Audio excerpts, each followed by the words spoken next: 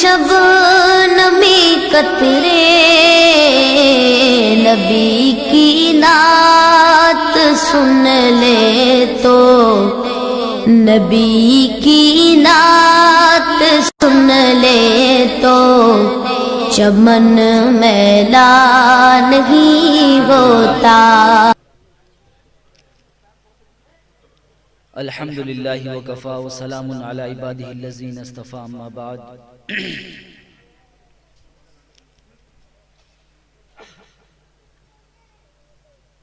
रब्बी इश्रह ली सदरी व यस्सिर ली अमरी वहलुल उक़दतम मिन लिसानी यफ़क़हू क़ौली। रब्बी ज़िदनी इल्मा, रब्बी ज़िदनी इल्मा, रब्बी ज़िदनी इल्मा।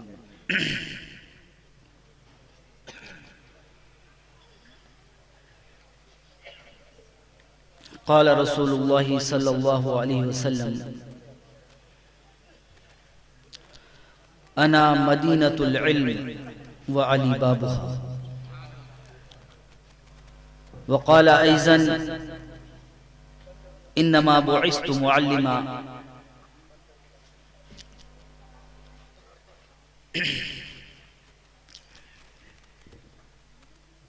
यहाँ पर मौजूद तमाम अहले जबलपुर, ये जो मोबाइल की लाइट जो है ये बंद कर लीजिए। ये सब तमाम अहले जबलपुर को यहाँ पर इस मजलिस में शिरकत के लिए मैं मुबारकबाद देता हूँ और आपका खैर मकदम करता हूँ। हजरात, आप बड़ी तादाद में यहाँ पर मौजूद हैं। अल्लाह तबारक व तआला से ये दुआ है कि हम सब का यहाँ पर जमा होना, इकट्ठा होना अल्लाह तबारक व तआला की बारगाह में कबूल हो, और हमारा यहाँ इकट्ठा होना, जमा होना हमारी दुनिया और हमारी आखिरत दोनों के एतबार से फ़ायदेमंद और कामयाब हो। हजरात, आप लोगों ने बड़े बड़े मुक़र्रिरीन को सुना होगा, बड़े तकरीर करने वालों को सुना होगा, और माशाअल्लाह हमारे जो नाजिम साहब हैं इनमें भी बहुत एनर्जी है। तो लेकिन क्या है कि मैं साहब बहुत ही सादा लबो लहजे में और एक अलग अंदाज में अपनी बात कहता हूँ। शायद आप लोगों के लिए वो नई भी हो, लेकिन मैं आप लोगों से गुजारिश ये करूँगा कि मैं आपसे ये दरख्वास्त नहीं करूँगा कि आप हाथ उठाइए या नारे लगाइए, किसी भी चीज़ की दरख्वास्त नहीं करूँगा। बस इतनी दरख्वास्त करूँगा कि जो बात मैं आप हजरात के सामने अर्ज़ करूँ उसको आप सुनिएगा। अल्लाह तबारक व तआला मेरी ज़ुबान से वो बातें निकलवाए जो हक़ हो और जो बातें हम सब के लिए मुफीद और फ़ायदेमंद हो। हजरात, मुझसे यहाँ पर जब कहा गया कि यहाँ एक ऐसा प्रोग्राम रखना चाहते हैं तो मौजू के लिए पूछा गया। तो देखिए साहब, मैं तालीम और ताल्लुम का काम करता हूँ, मदरसा पढ़ाता हूँ, और इल्म के लिए ही मेरी कोशिशें और काविशें रहती है। ज़ेडिज फाउंडेशन का नाम भी आप लोगों ने सुना होगा, उसका भी यही मकसद है। तो मैंने यहाँ पर ज़रूरी ये समझा कि यहाँ पर मौजू भी वही रखा जाए कि इल्म की अहमियत और फजीलत और इस्लाम में इल्म का क्या मकाम है। देखिए, सबसे पहली चीज़ तो मैंने जो आपके सामने हदीस शरीफ पढ़ी जिसमें अल्लाह के रसूल सल्लल्लाहु अलैहि वसल्लम ने फरमाया कि मैं इल्म का शहर हूँ और अली उसका दरवाज़ा है। तो हज़रत अली रज़ी अल्लाह ताला अन्हु से ही ये सिलसिला चला आ रहा है, और नबी पाक अलैहिस्सलातु वस्सलाम से भी ये सिलसिला चला आ रहा है। फिर जो है सहाबा इकराम को मिला, और फिर ये बढ़ते बढ़ते बढ़ते ये सिलसिला आगे की तरफ चलते चला। लेकिन मैं यहाँ आप हजरात के सामने ये जिक्र करूँगा कि आखिर इल्म को इस्लाम ने क्या अहमियत दी है और इसकी इब्तिदा कहाँ से होती है, शुरुआत कहाँ से होती है, और इल्म कितनी अजीम और बुलंद चीज़ है। यहाँ कई नौजवान बैठे हुए हैं, कई बच्चे बैठे हुए हैं, ये हमारे मुल्क का और हमारी मिल्लत का मुस्तकबिल है। और मैं चाहूँगा कि ख़ास तौर से मेरी बातों को ये बहुत गौर से सुने, ये इनके लिए बहुत मुफीद होगी। और ख़ास तौर से मैं जो बात कहने जा रहा हूँ वो हमारे मुल्क के और हमारी मिल्लत के नौनिहालों के लिए ही है। हजरात, जब अल्लाह तबारक व तआला ने इस कायनात को बनाने का फैसला किया और इस जमीन को आबाद कर दिया, तो इसको सजाने के लिए जब अल्लाह तबारक व तआला ने इंसान को पैदा करने का इरादा किया, तो उस वक्त अल्लाह तबारक व तआला ने फरिश्तों से कहा कि इन्नी जाइलुन फिल अर्दि खलीफा, कि मैं जमीन में अपना एक जानशीन बनाने जा रहा हूं, अपना नाइब बनाने जा रहा हूं। तो फरिश्तों ने कहा कि परवरदिगार आलम, तू जमीन के अंदर एक ऐसी मखलूक को पैदा करने जा रहा है जो युफ्सिदु फीहा व यस्फिकु दिमा, मैं युफ्सिदु फीहा व यस्फिकु दिमा, जो क्या करेगी, जो मखलूक वहां पर खून बहाएगी, आपस में मारकाट करेगी और फसाद मचाएगी। हम काफी हैं, नहनु नुसब्बिहु व नुक़द्दिसु लक, कि हम तेरी तस्बीह बयान करते हैं और तेरी तक़दीस बयान करते हैं, हम काफी हैं तेरी इबादत के लिए। तो अल्लाह तबारक तआला ने फरमाया कि इन्नी आलमु मा ला तालमून, कि मैं वो जानता हूं जो तुम नहीं जानते। लिहाजा अल्लाह तबारक तआला ने हजरत आदम अलैहिस्सलाम की तख्लीक फरमाई,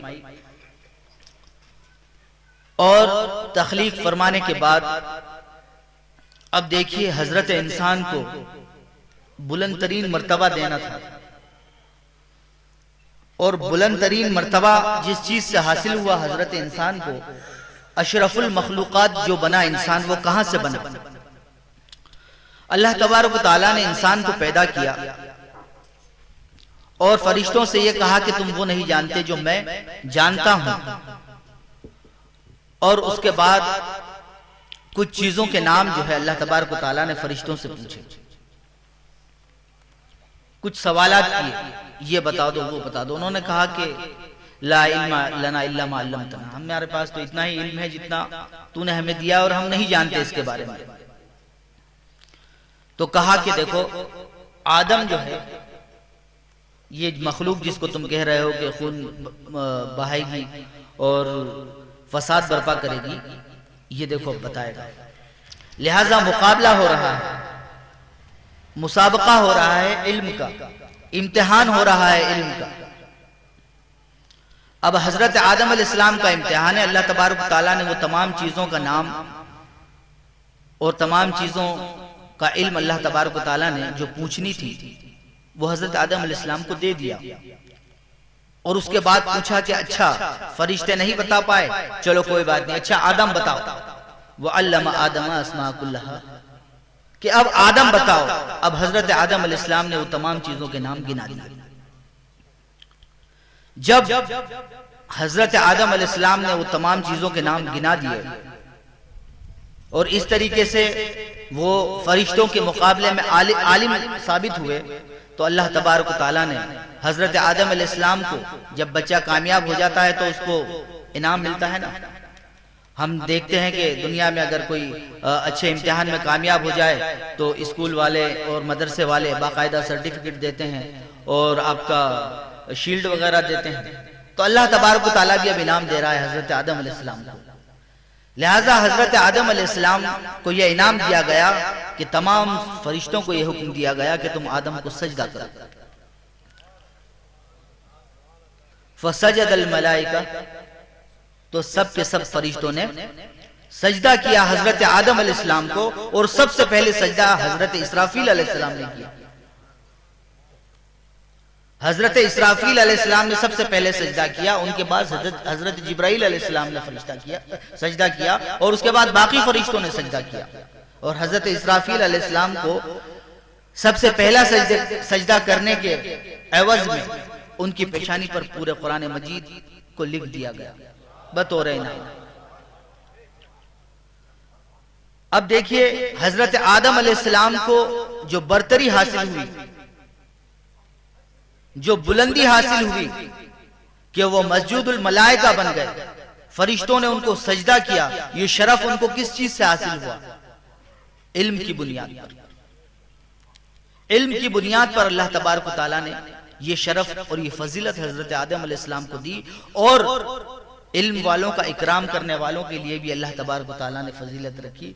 लिहाजा आलिम का तो इकराम किया ही गया, लिहाजा अल्लाह तबारक व तआला ने ये चीज भी मुकद्दर कर दी कि आलिम का तो इकराम होगा, इल्म वाले का इकराम होगा, लेकिन जो उलमाए किराम का इकराम करेगा अल्लाह तबारक व तआला उनको भी इनामात से नवाजेगा। लिहाजा हजरत इसराफील अलैहिस्सलाम की पेशानी पर पूरा कुरान मजीद लिखवा दिया गया बतौर इनाम के। अब देखिए कहां यह खाक का पुतला था और कहां वो नूरानी मखलूक थी, लेकिन अल्लाह तबारक व तआला ने एक इल्म की बुनियाद पर हजरत आदम अलैहिस्सलाम को फरिश्तों से अफजल और मुकर्रम बना दिया। हजरत यहां पर जो मैंने आयत छोटी सी पढ़ी, वह अल्लमा आदमा अस्मा कुल्लहा, इसके अंदर बहुत सारी चीजें छुपी हुई हैं, वो मैं इंशाल्लाह आगे थोड़ा सा उसका जिक्र करूंगा। देखिए जितने भी अंबिया किराम इस दुनिया के अंदर आए, उन सबको अल्लाह तबारक व तआला ने किसी खास इल्म के साथ इस दुनिया में भेजा। हजरत आदम अलैहिस्सलाम को सनात, हिरफत और ज़राअत का इल्म अल्लाह तबारक व तआला ने देकर इस दुनिया में भेजा, यानी कारीगरी का इल्म है और खरीद व फरोख्त का इल्म है और खेती का इल्म है, एग्रीकल्चर का इल्म है। तो ये चीजें, इस चीज का इल्म अल्लाह तबारक व तआला ने हजरत आदम अलैहिस्सलाम को दिया और उन्होंने फिर अपनी नस्ल को ये सब चीजें सिखाई। यहां पर जो एक आयत मैंने पढ़ी थी, वह अल्लमा आदमा अस्मा कुल्लहा, जितने भी लोग मोबाइल इस्तेमाल करते हैं, कंप्यूटर वगैरह पर बैठते हैं, ऑपरेटर हैं कंप्यूटर के या जो कुछ भी हैं, आप सब लोग जानते होंगे अच्छी तरीके से इस बात को। और एक हदीस शरीफ आप लोगों ने सबने सुनी होगी कि एक अहद अल्लाह तबारक व तआला ने इंसानों को की पैदाइश से पहले लिया था, जिसको अहद अलस्त कहा जाता है। अहद अलस्त, अलस्तु बिरब्बिकुम, क्या मैं तुम्हारा रब नहीं हूं? तो सब ने कहा था कालू बला, हम क्यों नहीं, तू हमारा रब है। तो अहद अलस्त में हदीस शरीफ में आता है कि अल्लाह तबारक व तआला ने हजरत आदम अलैहिस्सलाम की पीठ पर हाथ फेरा। इस रिवायत में क्या मिलता है, हजरत आदम अलैहिस्सलाम की पीठ पर हाथ फेरा तो जितनी भी मखलूक थी, आप गौर से सुनिएगा इस बात को, कि जितनी भी मखलूक थी जो कयामत तक पैदा होने वाली है, वो पूरी के पूरी आदम की पीठ से बाहर आ गई और उसके बाद अहद अलस्त लिया गया। अब आज के दौर में, उस दौर में अगर ये बातें कही जाती होगी तो मुमकिन है लोगों के लिए समझना बड़ा मुश्किल होता होगा, लेकिन आज हम सॉफ्टवेयर हार्डवेयर को अच्छी तरीके से जान चुके हैं। हम देखते हैं कि एक मोबाइल के अंदर, एक छोटी सी चिप के अंदर हजारों लाखों किताबें, जिनसे कि एक पूरी बिल्डिंग, एक पूरा कुतुब खाना भरा जाता है, सिर्फ एक छोटी सी चिप में जो आधा इंच से भी कम है, उस चिप के अंदर पूरा कुतुब खाना आ जाता है। तो ये किस चीज से मुमकिन हुआ? सॉफ्टवेयर के जरिए से मुमकिन हुआ। लिहाजा सॉफ्ट शक्ल में, रूह की शक्ल में, रूह एक सॉफ्टवेयर है और हमारा जिस्म जो है हार्डवेयर है, जिसके ऊपर रूह के सॉफ्टवेयर को इंस्टॉल कर दिया जाता है तो इंसान जानदार हो जाता है, और इसी सॉफ्टवेयर को अनइंस्टॉल कर दिया जाता है, इंसान बेजान हो जाता है, रूह निकल के चली जाती है। तो जिस तरीके से हम मोबाइल के अंदर सॉफ्टवेयर की शक्ल में एक फोल्डर के अंदर हजारों फोल्डर बना लेते हैं, एक फोल्डर के अंदर दूसरा, दूसरे के अंदर तीसरा, तीसरे के अंदर चौथा, हर एक में हम खोलते जाएंगे, बनाते जाएंगे तो बनते चले जाएंगे। इसी तरीके से हजरत आदम अलैहिस्सलाम एक, और उनके अंदर तमाम रूहों के सॉफ्टवेयर को अल्लाह तबारक तआला ने मुकम्मल तौर पर रख दिया था, और वही हजरत आदम की पीठ से उस वक्त निकले। तो इसी तरीके से, जिस तरीके से अहद अलस्त में पूरी मखलूक वहां पर मौजूद थी, हजरत आदम की पीठ में जो पैदा होने वाली है, इसी तरीके से वो तमाम उलूम जो कि कयामत तक निकलने वाले हैं, हजरत आदम अलैहिस्सलाम की रूह के अंदर, हजरत आदम अलैहिस्सलाम के वजूद के अंदर वो अल्लमा आदम अस्मा कुल्लहा कहकर अल्लाह तबारक तआला ने फूंक दिए थे तमाम उलूम। लिहाजा जैसे जैसे दुनिया आगे बढ़ती चली गई, ये तमाम उलूम इंसानों के अंदर से जाहिर होते चले गए। इंसान ने खेती का इल्म सीखा, इंसान ने कपड़ा बनाने का इल्म सीखा, और इसी तरीके से मुख्तलिफ किस्म की चीजें इंसान करता चला गया, और वो तमाम उलूम अल्लाह तबारक तआला ने इब्तिदाए आलम में ही और इंसान की इब्तिदाई दौर के अंदर ही आदम अलैहिस्सलाम के अंदर फूंक दिए थे। खैर अभी तो न जाने इतने उलूम हम इस दुनिया के अंदर देख रहे हैं। आज साइंस और टेक्नोलॉजी ने कहां कितनी तरक्की कर ली है। इंसान जो है चांद पर पहुंच चुका है और हवाओं में उड़ रहा है, जमीन की तहों में जा रहा है। ये सब साइंसी तरक्कियां हुई, ये सारे उलूम जो जाहिर हुए, ये सब के सब आदम अलैहिस्सलाम की पीठ के अंदर अल्लाह तबारक व तआला ने फूंक दिए थे। तो मेरे मोहतरम बुजुर्ग और दोस्तों, ये उलूम अल्लाह तबारक व तआला की तरफ से आए हुए हैं, जितने भी उलूम इस दुनिया के अंदर हैं, और वो हम सब की तख्लीक के अंदर अल्लाह तबारक व तआला ने हमारी फितरत के अंदर उनको उतार दिया है। हजरत आदम अलैहिस्सलाम के बाद हजरत इदरीस अलैहिस्सलाम इस दुनिया में आए, और हजरत इदरीस अलैहिस्सलाम को अल्लाह तबारक व तआला ने इल्म बिल कलम का हुनर दिया और इल्म दिया। यानी दुनिया के अंदर हजरत इदरीस अलैहिस्सलाम से पहले कलम के जरिए से इल्म नहीं फैलता था, और कलम के जरिए से इल्म एक दूसरे तक मुंतकिल नहीं होता था। उससे पहले सिर्फ जुबानी तौर पर बातें इधर से उधर पहुंचा दी जाती थी, मालूमात को इधर से उधर पहुंचा दिया जाता था। लेकिन हजरत इदरीस अलैहिस्सलाम के दौर में बाकायदा कलम का वजूद हुआ, और कलम के जरिए से लिखने पढ़ने की हरूफ बने, अल्फाज बने, और फिर उनको पत्थरों पर और मुख्तलिफ चीज़ों पर लिखने का एक रिवाज बना, और इस तरीके से ज़ब्त तहरीर में जो है इल्म आने लगा। इसी तरीके से जितने भी अंबिया इकराम आए, चाहे वो हजरत इदरीस अलैहिस्सलाम हो, हजरत आदम अलैहिस्सलाम हो, सबको अल्लाह तबारक व तआला ने किसी ख़ुसूसी इल्म से नवाजा। इसी तरह से हजरत नूह अलैहिस्सलाम को अल्लाह तबारक व तआला ने हलाल और हराम का इल्म दिया, और कश्ती से जो है लकड़ी से कश्ती वगैरह बनाने का इल्म दिया, और उन्होंने कश्ती भी बनाई लकड़ी से, और उसको जो है समंदर के अंदर चलाया, एक तूफान के अंदर चलाया, और अल्लाह तबारक व तआला ने उनको जो है हलाल और हराम का इल्म दिया, यानी कि शरीयत की इब्तिदा का इल्म दिया। लिहाजा बाकायदा शरीयत की जो इब्तिदा शुरू हुई वो हजरत नूह अलैहिस्सलाम से हुई। उससे पहले जो है शरीयत का कोई मसला नहीं था।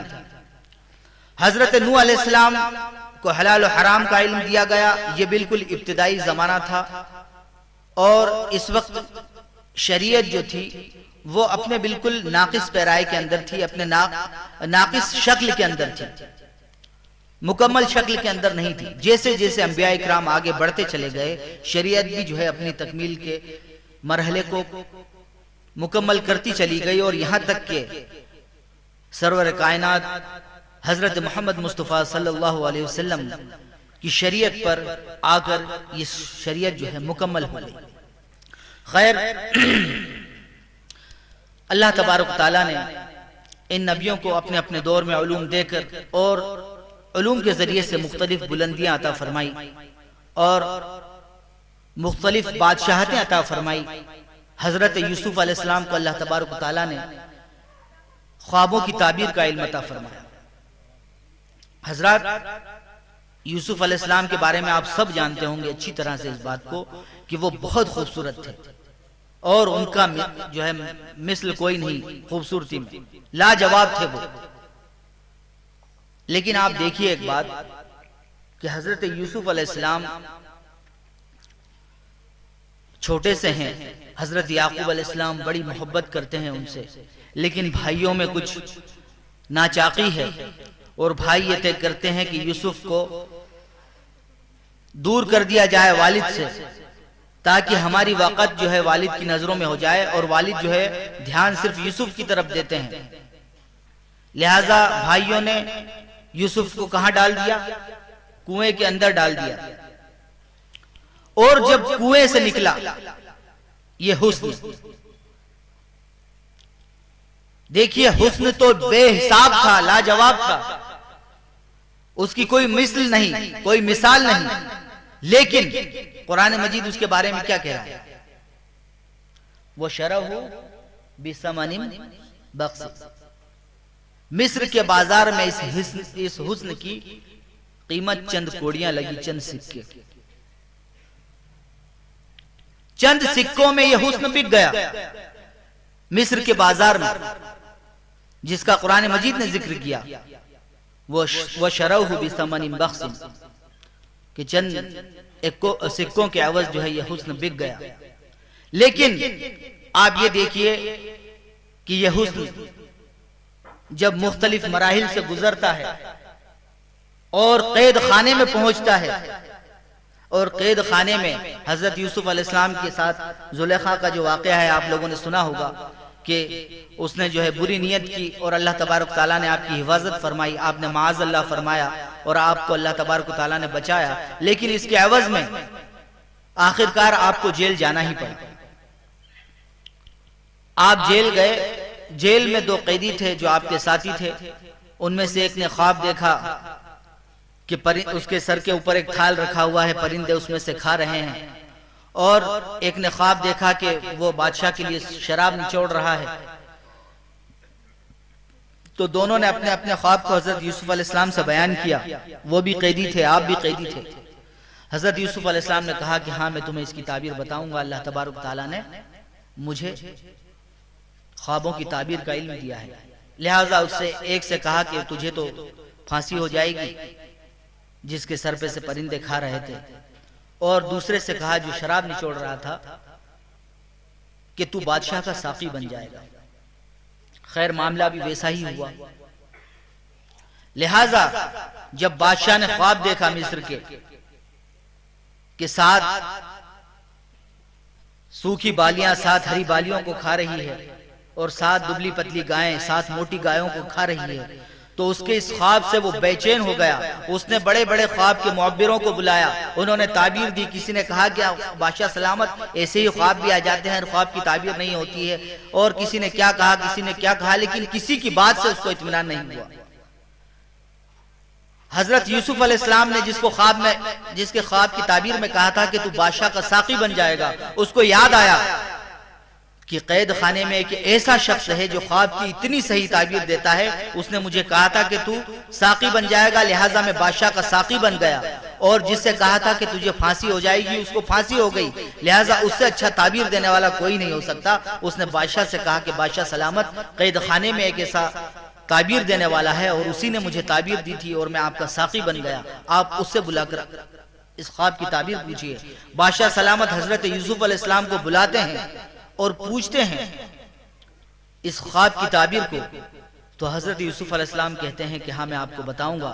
और फिर उसके बाद हजरत यूसुफ अलैहिस्सलाम ख्वाब की ताबीर बताते हैं कि कहत साली होगी 7 सालों तक। 7 सालों तक तो पहले खूब सरसब्ज और शादाब हो जाएगा आपका इलाका, खूब बारिशें होगी, जमीन खूब फसलें उगाएगी। लेकिन फिर उसके बाद एक ऐसी कहत साली होगी कि 7 साल तक जो है जमीन पानी को तरस जाएगी, एक बूंद जो है आसमान पानी न बरसाएगा। लिहाजा उनकी ये ताबीर जब वो सुनता है तो उसके दिल को बड़ा इत्मीनान होता है और लगता है कि नहीं, यकीनन यही उस ख्वाब की ताबीर है। उसका दिल इस बात का इकरार कर लेता है और इस इल्म का जो इनाम हजरत यूसुफ अलैहिस्सलाम को मिलता है कि जब तक हुस्न था तो हुस्न जो है चंद सिक्कों के एवज बिक गया। जब इल्म आया तो अल्लाह तबारक तआला ने तमाम खजानों की चाबी उनके हाथों में दे दी।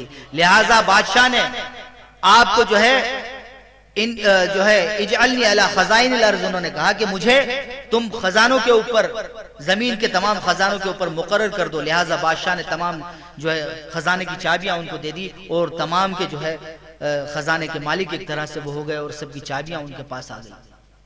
खैर, तो हजरत यूसुफ अलैहिस्सलाम के पास इतना बड़ा कमाल था हुस्न का, लेकिन वो काम नहीं आया। लेकिन जब इल्म आया तो इल्म ने बरतरी अता कर दी, बरतरी दी। तो मेरे मोहतरम बुजुर्गों और दोस्तों, मेरे नौनिहालों, इल्म बहुत बड़ी नेमत है अल्लाह तबारक तआला की। अल्लाह के रसूल सल्लल्लाहु अलैहि वसल्लम ने फरमाया कि तुमको अगर इल्म हासिल करने के लिए चीन जाना पड़े तो चीन जाओ। उस जमाने में अरब से चीन जाना एक बहुत बड़ी बात हुआ करती थी। अरब से चीन जाना बहुत बड़ी बात होती थी, बहुत आसान बात नहीं थी, बल्कि नामुमकिन सा समझा जाता था। तो उस जमाने में अल्लाह के रसूल सल्लल्लाहु अलैहि वसल्लम ने फरमाया कि अगर इल्म हासिल करने के लिए चीन जाना पड़े तो भी जाओ और इल्म हासिल करो। हजरात, ये इल्म वो चीज है कि वलियों को नबियों पर जो है हाकिम बना देता है और नबियों का उस्ताद बना देता है। वलियों को नबियों का उस्ताद बना देता है। इल्म, हजरत मूसा और खिजर का वाकया आप लोगों ने सुना है कि नहीं सुना? हजरत खिजर अलैहिस्सलाम को औलियाए किराम में वो मर्तबा हासिल है जो कि 14वीं के चांद का जो है सितारों में मर्तबा है। बहुत बड़ा मर्तबा औलियाए किराम में हजरत खिजर अलैहिस्सलाम रखते हैं। हजरत मूसा अलैहिस्सलाम अपनी कौम में खड़े हुए तकरीर कर रहे थे, तो एक शख्स ने सवाल पूछ लिया कि हजरत सबसे बड़ा आलिम कौन है? तो हर वक्त में जो नबी होता है वक्त का और दौर का, वही सबसे ज्यादा इल्म रखने वाला होता है। लिहाजा हजरत मूसा अलैहिस्सलाम ने कहा कि मैं सबसे ज्यादा अना आलम, मैं सबसे ज्यादा जानने वाला हूं। तो अल्लाह तबारक व तआला की तरफ से वही नाजिल हुई कि मूसा, तुमने ये कैसे कह दिया कि मैं सबसे ज्यादा जानने वाला हूं? तुम्हें इसकी निस्बत अल्लाह की तरफ से करनी थी कि सबसे बड़ा जो है जानकार, सबसे बड़ा जानने वाला तो अल्लाह तबारक व तआला है। लिहाजा अब तुम्हें इसकी सजा में तुम्हें ये बताते हैं हम कि हमारे कुछ ऐसे बंदे भी हैं जो तुमसे भी ज्यादा इल्म रखते हैं। लिहाजा जाओ मजमाउल बहरैन पर, दो दरियाओं के संगम पर, और वहां पर तुम्हें मेरा एक बंदा मिलेगा और तुम उससे मुलाकात करो और उसके साथ रहो। हजरत मूसा अलैहिस्सलाम को जब यह हुक्म होता है तो मूसा अलैहिस्सलाम पूछते हैं कि परवरदिगार,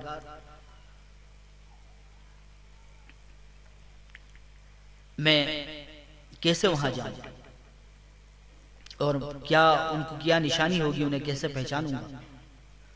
तो कहा कि दो दरियाओं के संगम पर जाना, अपने साथ एक मछली लेकर जाना। वो मछली जहां से गुम हो जाए समझ लेना उसी जगह पर वो शख्स तुम्हें मिलेगा।